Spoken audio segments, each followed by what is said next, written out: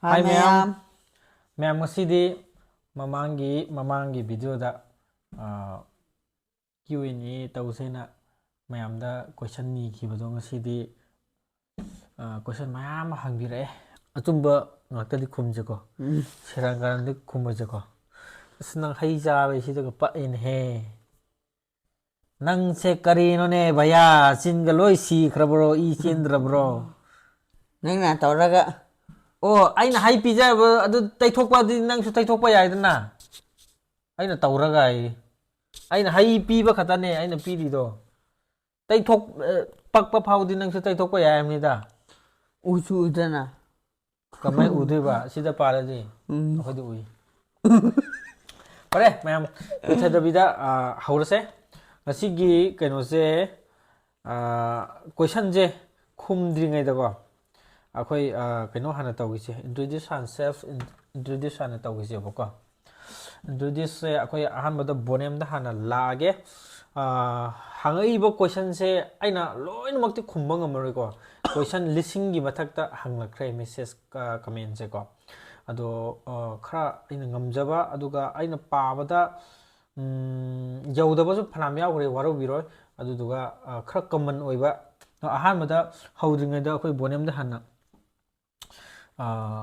Bonium se kai lam deino akhoi Peter chingi nipa Peter ne ai ne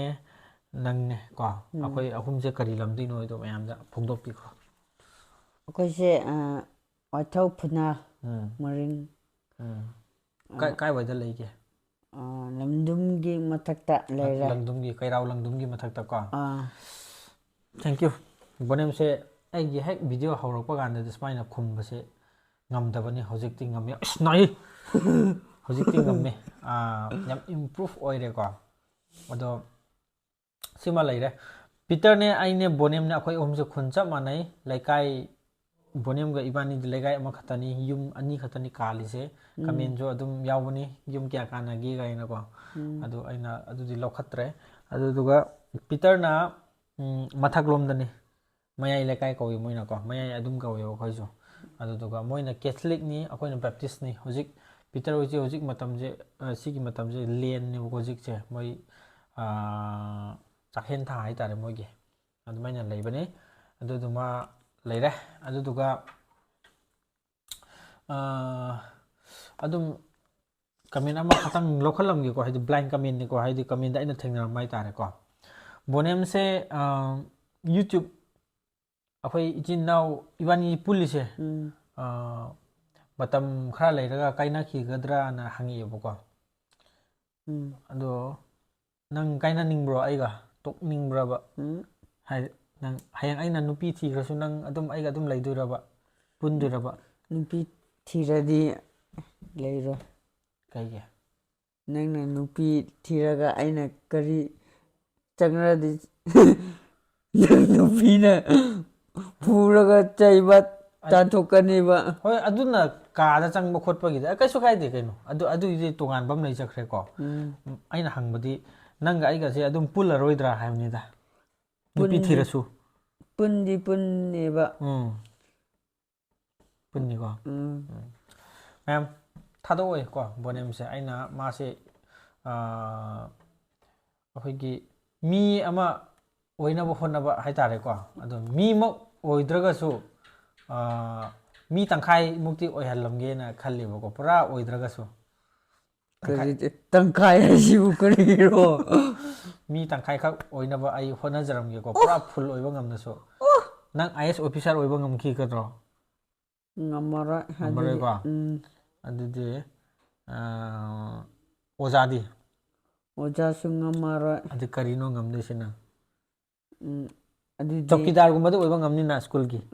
ngamni ko adu di ngamni adu phau oina bo hona ragi chokidar su chawr bo pham amane adu phau oina bo honaram doine aina hujik ma iba paba khaka thokpa hawre ko adu dugi ai wakhan yam nungai jare hoi makha tabada bro gi YouTube channel se karam kanda hawkhibno haiba ma sisu ma hawalam gi ko aidi mayam gi comment pa jingai da ko horen di commenter sing do ai min amani panjarang gi ko ano bro gi channel se karam kanda hawkhibno haiba duma laibane ko ngasa comment ta ꯑꯗꯣ ꯑꯩꯒꯤ ꯆꯦꯅꯦꯜꯁꯦ ꯁꯨꯃꯥꯏꯅ ꯂꯩꯕꯅꯦ ꯑꯩꯅ memory ꯑꯣꯏꯅꯕ ꯑꯩꯅ ꯁꯨꯃꯥꯏꯅ TRS printing offsetꯇꯒꯤ ꯁꯨꯃꯥꯏꯅ ꯒꯤꯐ ꯇꯧꯕꯤꯔꯛꯄꯅꯤ ꯑꯩꯒꯤ ꯏꯌꯥꯝꯕ ꯅꯅꯥꯎꯅ join on 2014 join on 14 June 2022 ko do smaina aigi description da aigi channel dugi description da iba wading do adumangi sida iri ko aduga aigi logo aigi photo amaga hapsilamba do smaina semaga memory ko ina thamgre si wall da attach tawdini sima leire hojikti kaini tawse comment paaba hawrese ko ahanba lawkhat ka doriba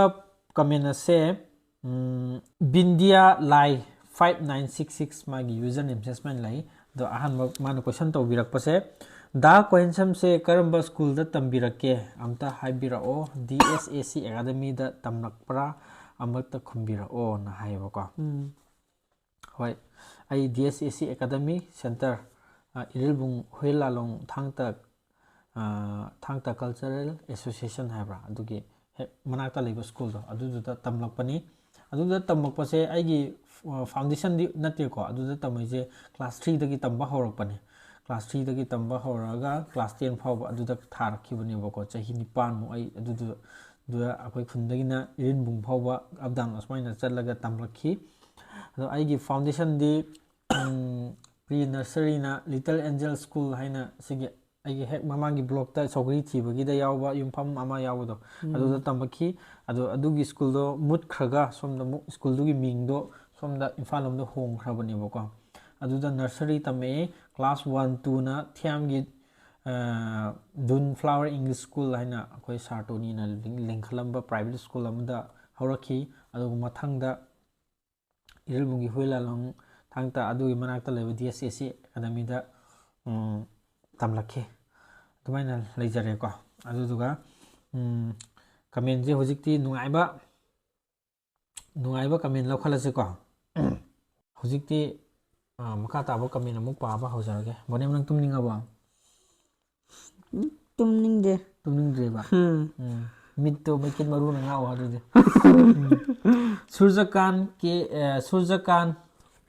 surjakanta KS High ka mak na pirakpa kano se comment se bro se chahi kya surage ko ai chahi 20 ka 9 changle April gi date 3 da ai gi birthday ni aduda 29 sure ai gi girlfriend da amaka thiyo thidradi ko nang sire nang girlfriend haibro marfriend haibro nang uja haibdo nate ai gi nupi do nupi haba nate girlfriend haibni girlfriend da ha girlfriend da girlfriend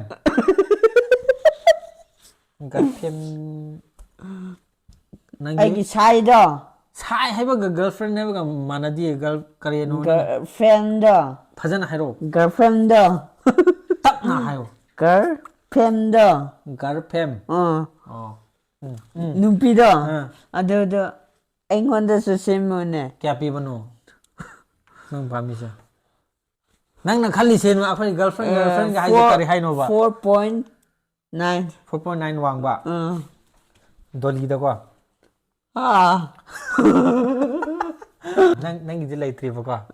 nang na semdra di lete nang semdra di lete ba ko nang na haidra di nang ache koyu hairabadi phone number do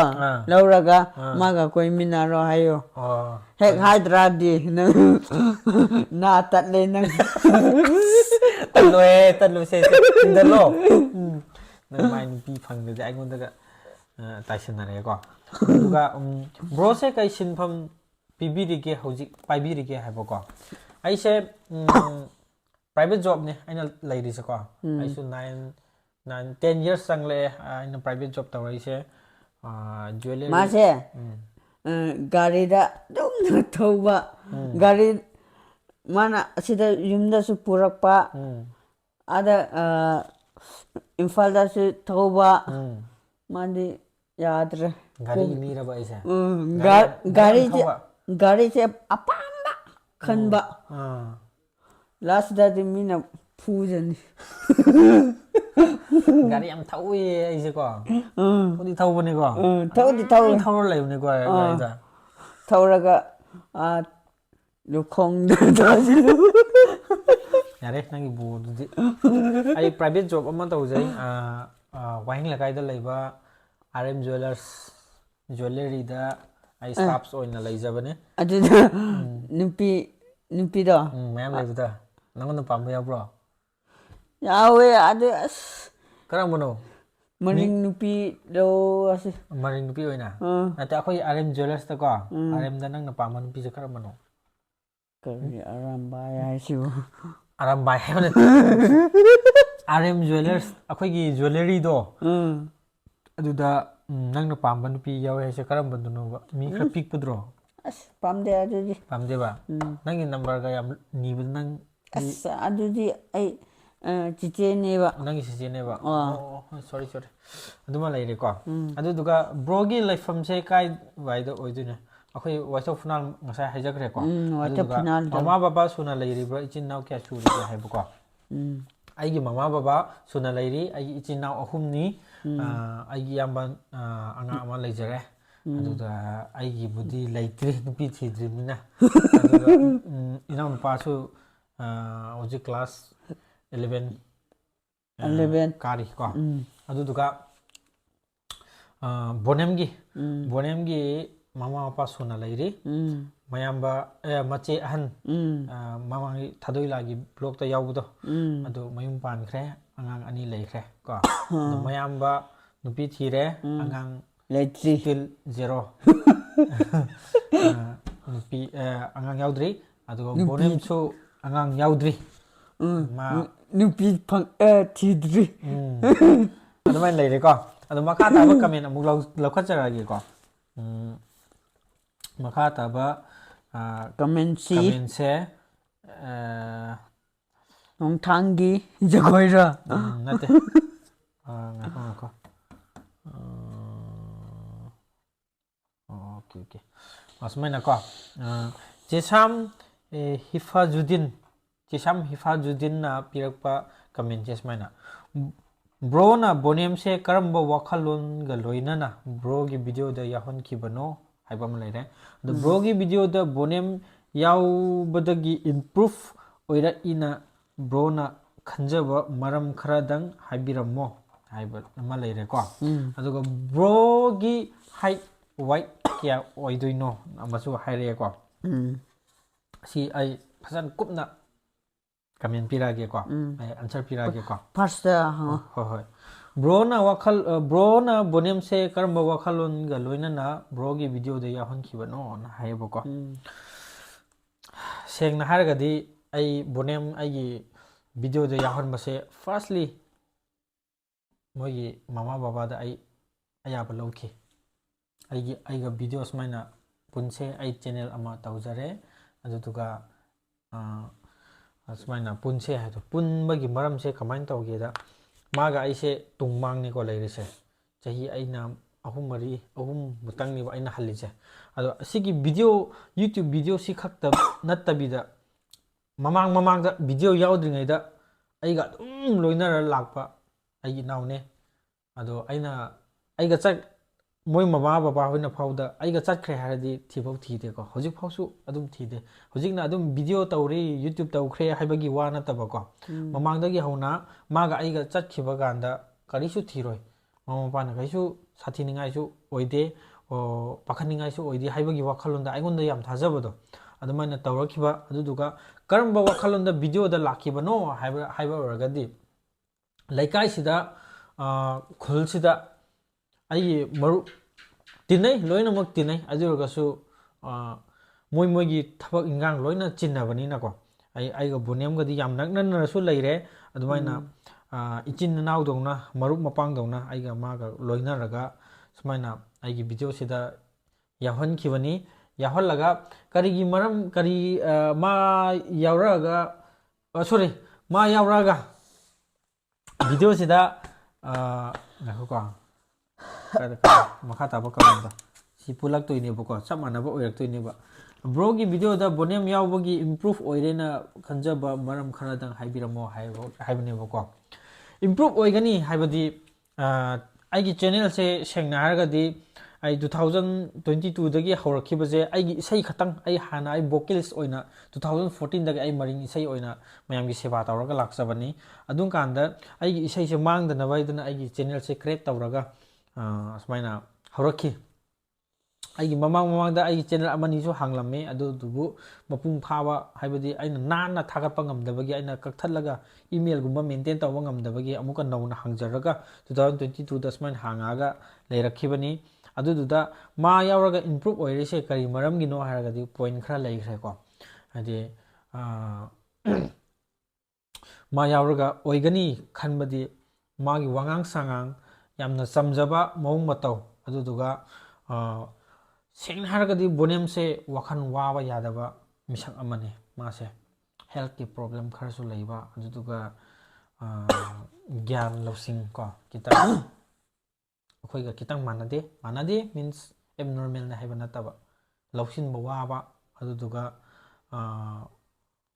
over ꯑꯣꯏꯅ ꯈꯟꯕꯁꯦ ꯉꯝꯗꯕ ꯍꯥꯏꯇꯥꯔꯦꯀꯣ ꯈꯟꯁꯨ ꯈꯟꯖꯤꯜꯂꯨꯗꯦ ꯃꯥꯗꯤ ꯃꯥꯒꯤ ꯂꯩꯖꯕ ꯆꯥꯡꯗ ꯑꯩ ꯀꯣꯟꯅꯔꯦ ꯍꯥꯏꯕꯒꯤ ꯆꯥꯡꯗ ꯂꯩꯕ ꯑꯉꯥꯡꯅꯤ ꯑꯗꯨꯗꯨꯒ ꯑꯉꯥꯡ ꯅꯠꯇꯦ ꯄꯥꯈꯪꯅꯤ ꯑꯗꯨꯃꯥꯏꯅ ꯂꯩꯔꯛꯏ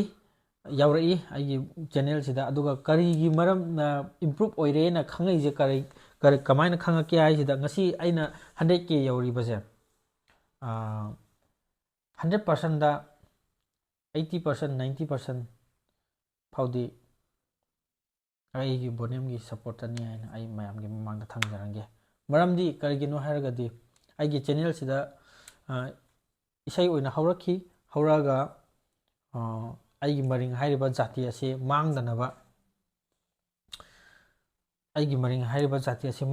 ꯑꯩꯅ ꯀꯔꯤ ꯍꯥꯏꯅꯤ ꯌꯣꯛꯈꯠꯆꯔꯝꯒꯦ ꯍꯥꯏꯕꯒꯤ ꯋꯥꯈꯜꯂꯣꯟꯗ ꯑꯩ ꯆꯣꯡꯊꯣꯛꯈꯤꯕꯁꯨ ꯑꯃꯅꯤ ꯑꯗꯨꯗꯨꯒ ꯕꯣꯅꯤꯌꯝ ꯌꯥꯎꯔꯒ ꯍꯦꯟꯅ ꯏꯝꯄ꯭ꯔꯨꯚ ꯑꯣꯏꯈ꯭ꯔꯤꯁꯦ ꯀꯔꯤ ꯃꯔꯝꯒꯤꯅೋ ꯍꯥꯏꯔꯒꯗꯤ ꯑꯩꯒꯤ ꯆꯦꯅꯦꯜ ꯌꯦꯡꯂꯤꯕ ꯄꯨꯝꯅꯃꯛ ꯑꯩꯒꯤ ꯑꯁꯨꯝ ꯀꯃꯦꯟꯗ ꯎꯕꯗꯀꯣ ꯑꯩ ꯃꯃꯥꯗꯤ ꯅꯥꯔꯒ ꯂꯩꯕꯅꯦ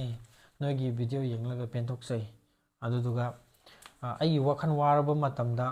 ꯕꯣꯅꯤꯌꯝ ꯅꯣꯏ ꯑꯅꯤꯒꯤ ꯚꯤꯗꯤꯑꯣꯁꯦ ꯌꯦꯡꯂꯒ ꯄꯦꯟꯊꯣꯛꯆꯩ ꯍꯥꯏꯕ ꯀꯃꯦꯟꯁꯦ ꯇꯠꯇꯅ ꯊꯦꯡꯅꯩ ꯀꯩ ꯃꯔꯝꯒꯤꯅꯣ ꯍꯥꯏꯔꯒꯗꯤ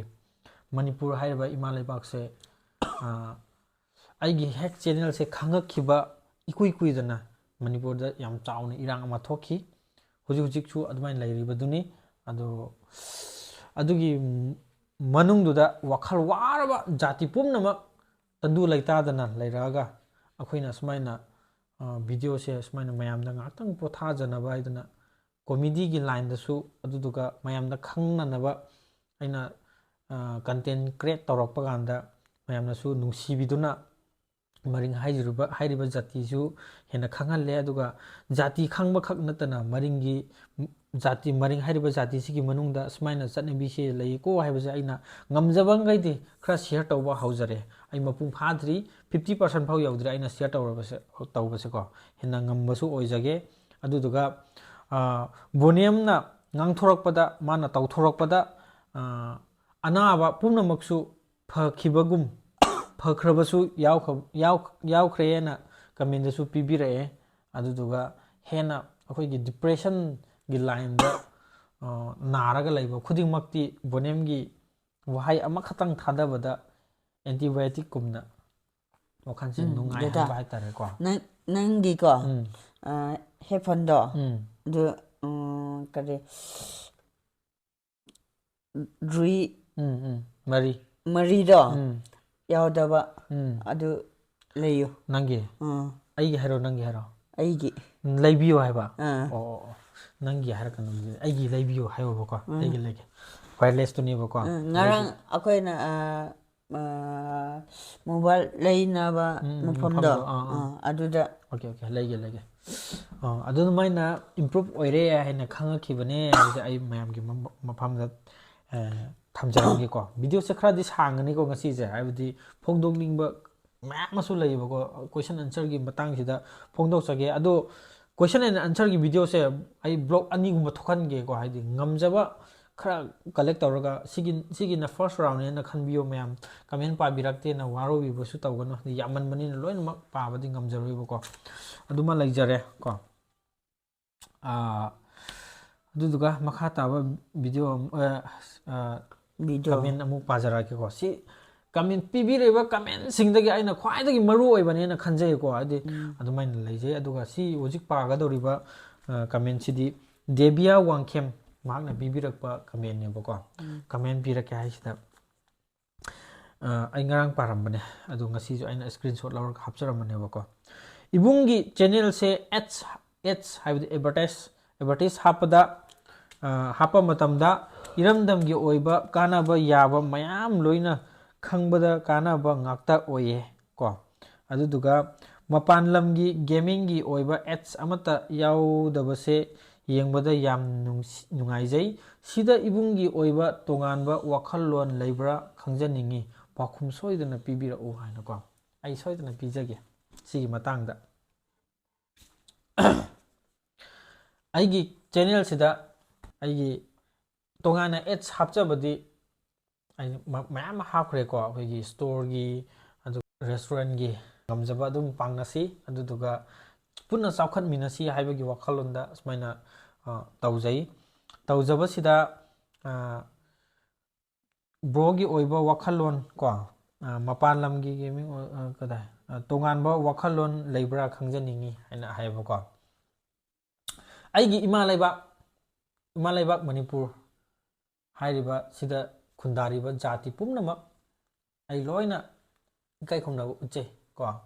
aduduga loan phaunadragasu sakta chuda loi manai aduduga bazarda thengnaba gandasu sina madi chingmi ni madi muslim ni madi maitai ni aingonda kaisu khaigade aduduga smaina karbar gi lamdabu oiro any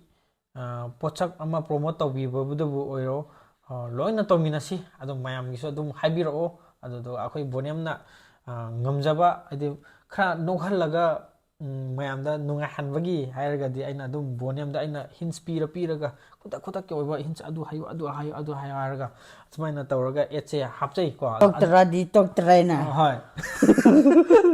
game gumbagi di ai hapkina khanjade ko Manipur hairiba laibak sida taminero pumnamaki adum any kainodabu oiro sandal lambidabu oiro any kaidabu oiro ki maram adum haibiro akhoi adum ngamjaba akhoi na haiba haitaba ko haiba haitaba di tongang khre ngaktang tammaga adum loi hainaba ngaktani sigi type tawse khotse na haibdo adum tawminasi kitang sokpat yada bro na pao bo I karakan he aina I karadi nang akhoi yumda tumani yare aduji mathang taba question ko mui thanks hayo ko mana pibirakpa comment ne Bonium do kai gi angang oiringai dagi school ka handabano he Bonium se karai ko class 7 phawba tamlami tam gi je tokyo je kai maram gi no nang school tokri je haibagi haibagi ne ba ko haibagi bagira nante class is 3 4 5 6 7 the class later 80 later aduda akoi khunda ge class 7 aina 7 tharamo chokidar da hange nangchu 70 thaba de aina asidi lo to tharame aina class 7 class 7 phawdi tawrami ko adum makha ta na tamkhida bai wane ba adu nang na khibado class kya dana class adudi class 2 da na khiba 7 phaw tamlamaga to khrise nang hoji amuk 7 tam khalai je kari wakhan bano ba aina tawagi amuk tamase ba ko adumai leire aduduga bro ki video da ngakho si na sa pakre Coin samdi kya phauba tambiram lage hayo. Please answer my question ko. Sigi qualification gi matang si hanglad ay pungning su yam nungsi ko. Seng na hargadi khoise sum laira na haurai aduga adugi video su nongma semla gi ko. Ai family gi wari nongma ai phajana lira ge aduga sidi kitang khudong chadre adu question and answer gi lakpanina. ado ai class se graduation bodi tawre tawbase pass out se tawdri haiba yari ai certificate phangdre hujik aina leise wakhan yam nungai te ko sengna haragade ai moida claim su tawroi sirana leikre ko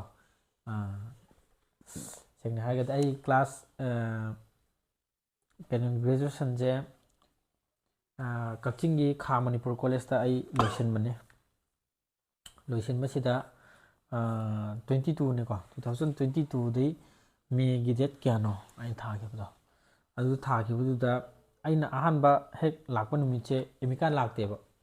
emika lakta basida nang form fill up tawramoi kholamoi na ai waja sing na aingon haire aina changchilaga ai gi form fill up tawkhibagi record aina phone da loina photo leyeba ko adu utlaga exam thale mathang next exam numita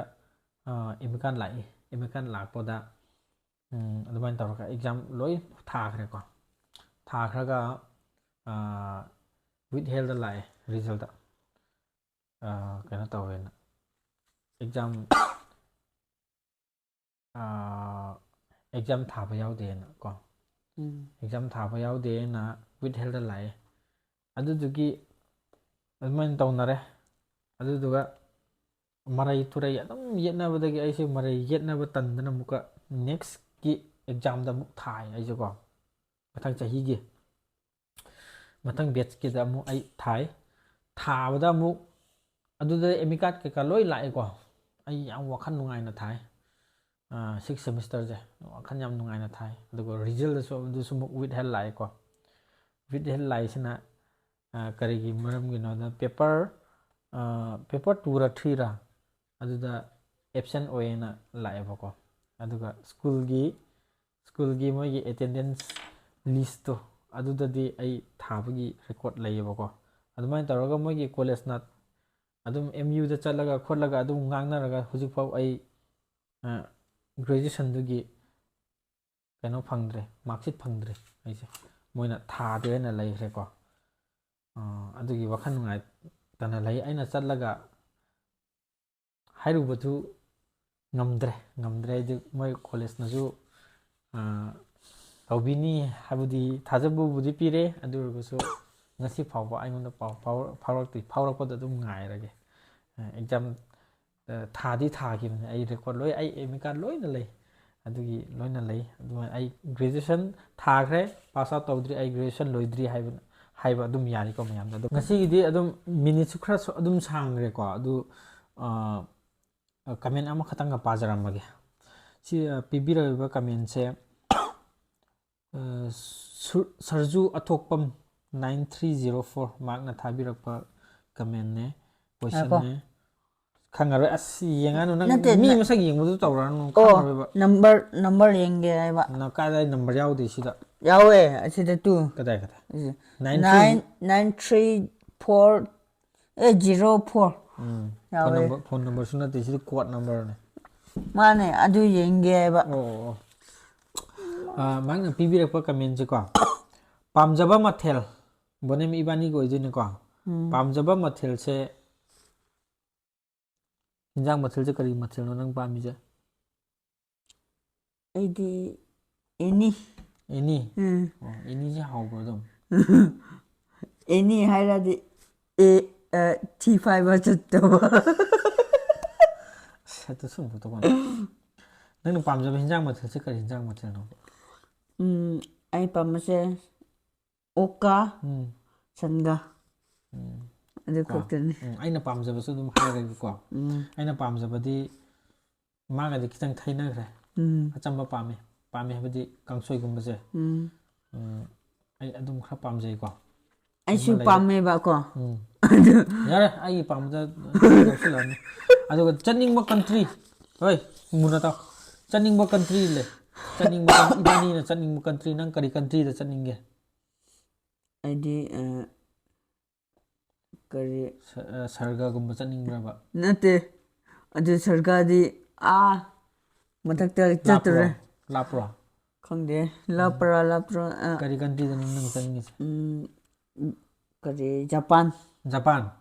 Korea da chaninge ba ka oi chumin haron China chaninge ba noi gi horok pam da ma China chaninge haye adu ai gi kalurasu adum khra wana di thoni ko chaningba ngaktan loina chaninge adumani khumage adu nupi da chelhaningba magun singje haibiramo hairi ko nangi hairo nupi da chelhaningba magun nupi se smaina laibadi pame ai smaina tawba mi pamde khote adu nang nupi da chamna leiradi nungai chamna letradi adu di tan tho talle ba ko nangna pamise chamna leba sineba golse ko nupi se sau langba isau yam langba nupi se pambro adu di pamdre karam nang pamise akoina su haiba inba mokoina haiba su inba nangna indone ba ko aina su haiba mana inba adu nupi se ko mapan thokpa anda khungrau hapin ga selaga ikau ga jingkhala satpadu pamro natraga fajana nana satpadu pamro nan chatpa pamme ba nana khungrau di si gumna di tawgan di pamde ba ko bonem wakhal lundo ai ga dum chamanare yare ko adu duka bro ko hinsam je yu thak pro hai ba ko moina hangla pa question ne ba ko ai bonem da han hangage aina hanga so mu aina khumma so mu thajar roi ba ko ai se yu thak pro ai se kari ni sa ge adum amta haibiramo aina chaba ni sa se moi mayam da dum haibiramo ma se ni concern se ni sa mata su cha de ko na koi na chai hairadi mana khangani aidi khangwara adu ai se chadabra asengmagi chade aina de adum na de uweba chade ko mem bonem na haiba do ne ko aina haisu mem thajor bonem da han hangmone ko nisagi lamdi ai amata sijina de ko cha khibasu leikhrabar ne bo Kangge nang hang ai hangora nisagi de ai amata soksa de ko bonem na sadum haijagre smain adum hairage ko ado aroiba oina pibi rakheba comment jaba loina yarom gani aina paaba ngamdaba su yawkhre ado paaba ngamlaga comment je hojik laukhaliba comment je common oiba ngaktani ko haji hangdarakpa sigi amuk haluraga makhada so muk chamanaram doiba mayam yawdo adugi aina common laukhalaga parakpa comment ngatane aduduga mathanggi blog ta so amuk ai sigi Q&A gi question je amuk laukhalaga amuk parake ko adunga sigi oina di smaina dum loisilase loisilakpada comment pibi rakhiba amasung for pibi rakhiba ide for pibi rakpa mayam su yawe bako si mayam singbu thagat chari aina ngamjaba aina mayam da phongdongning wahang aina khumning na lairaga mayam na hangbirakpase aina yam thagat ningai mayam bu yam thagat chari adu makha tabusu ai amuka blog amuka semjarakhige adududa mayam na apen da tawdabida mayam adi loina makti hanba ngamjaroi ko comment je 1000 above laikhre ko adu ma ain phongjok chage adun ngasigi Q&A se asmaina adum loisinjarage aroibada bonem na phongdongningba haide akhoi ngasigi video sigi matang da amani wahai mani tang haibiramo do loisilas ngasi se mi siba yawe ko ngasi akhoi konda ini koi bobok ne bobok ma lai bobok mamindo tesil akhoi church ki pioneer ni aduga akhoi khun gi akhoi white of nal Baptist Church gi oina su ihan hanbo Holy Marriage luhongbagi mana halle ko hanbo luhongba magna hanki moi mate manau na ko ma pupu laikidre bubo ngasi laikidre ko pupu na kuire first mana si hawa si basi second da ibo mana laikid daba adum ngasi gi video se adum nang hwaina adum phongdokro ngasi akoige question hangbirakpa question hangbiba loima thank you thank you ngasi kana mayam loina haikro adum mayam loima ma se sinmada ware aishu itokpone bako his oina si mathang si khumuni lo itokpone bako adu mana nga sai aina tabudu ma urabane aina tobose masu ware aishu ware masu homework tawra lakpane ko magi study tawbagi video no ma soidana hapcharake adumaina mana wangang ba haijadabai ne bako ado ngasi phawda Bonium na nang kainom haining ma maira haikro ja haining bado konsamga makoi imaga aiga palanda chakre adu isu video hablane date kaya ro aduro ngarang ro 27 ra adu ta su chale as akoi ngakti losi pare ngasi Bonium na sigi stage phawba wa ngang ngamli se ai yam improve oire na khalle ko sidagi hena su ngang ngamla ni aina sum aina nongonda tattana class pd bako mingonda smaina ngango aina haibodo iroi loina mayam nang photo thengna kapa thengna baganda tawudo sima tawusu ya yadre ko ngasi mayam sakhi ni sima haiba yadre ko ai nang aidi ngasi mayam gi sebani mayam sakhangabani na mina photo capture haiba kan minute ama khatang orso nang leppaga photo cap ta yade ko nang bu thengna bagi tanja phangbosi mi di golden chance ne maram di akhoi gi supporters ne moi akhoi moi gi damakta akhoi leiri bane ko moi wakhal nungai hannaba makoi se yu thagraga khaiba su yawe ba cheme adudi ko taibang mi gi hauna sani adudi ai sauninge ba adugi ne hoi mathang dadi mayam su yu thaga khaibido tawbiranu ising thaga oina khaibiro waina ai mayam gi mamang da haijari ko ising thagra de kari su ngaura adu neba aina ji ising thaga khaira de ngaura idana yu thaga khaira kanu haba ising thaga khaibiro waina yu thagra de yara hoi liver do patlan noi yu thak pi ganu ko yu thak pa khuding ma liver loi patlan ni haibo ko Bonium na alai bada pen nam ta no khai ge nasi gi Q&A hangbirak pa pum na ma aina ngamjaba ko answer pi re ado mayam su warau biroi next block ta muka answer pi bagi khudong cha muk lawjar ge ngak tang phom ko ending loi khije pum na mokpu yaifaminarasi cherau bu sunak sile cherau bagi block amuk ngaiminnasi ko ngago cherau se date kaya ro 30 ama ko aduga date 14 ama akhoi di 14 da oiba mokoina 13 13 akoina 14 30 haiba moigina 30 moigi haiba di ko ani maitai haiba ma khaidoiba ko gaura haiba ma khaidoiba ani gaura haisibu akhoi na kauna bu date 14 do oidoba akhoi maring chi gaura haiba gaura dharma chatpadi nattaba adusu dharma ne ba gaura haijo ko bamun gumdo adu gaura dharma kaweba ko adu moigi da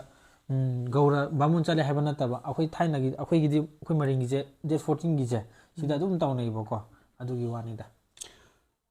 ada view yengmo cha amata su lakte oi hujik ti kai lakhi doino adu video han loisila adu horen sanare je ko ngasi gi oina de swai da dum loisila se